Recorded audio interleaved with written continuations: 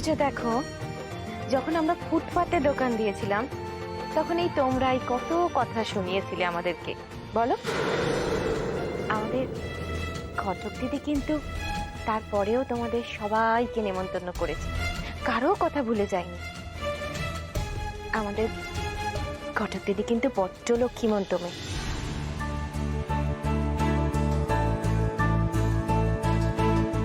আরে তখন কি বলতে কি বলে ফেলেছি, তোমরা কিছু মনে করো না।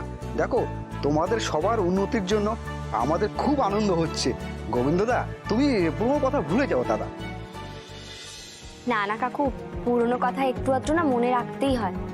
আর আপনারা যদি সেদিন আমাদেরকে নিন্দে না করতেন, আমাদের মধ্যে তো জেদই চাপতো না।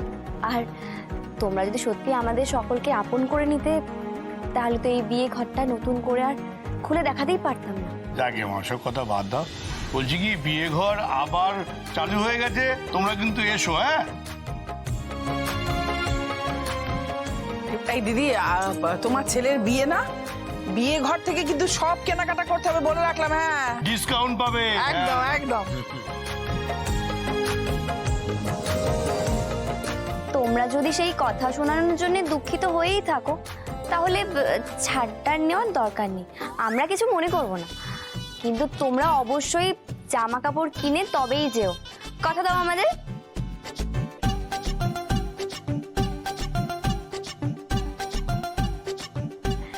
আচ্ছা, এক মিনিট, চামেলি একটু আমার সাথে এসো তো।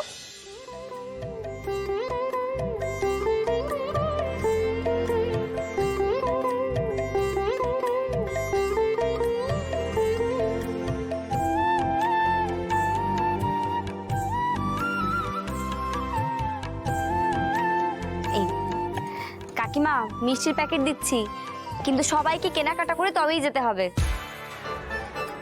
আরে কোথায় যাচ্ছেন? আরে আরে আপনারা কোথায় যাচ্ছেন? এদিকে আসুন, এদিকে আসুন, এদিকে আসুন। আরে যাচ্ছেনটা কোথায় আপনারা? মিষ্টির প্যাকেট তো নিয়ে যান। এই নিন,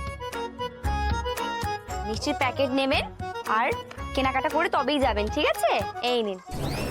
আরে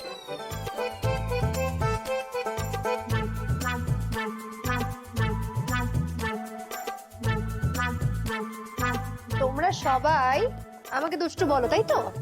কিন্তু এই ঘটক দিদি না আমাকে বলে বলে 10 গোল দিতে পারে কি?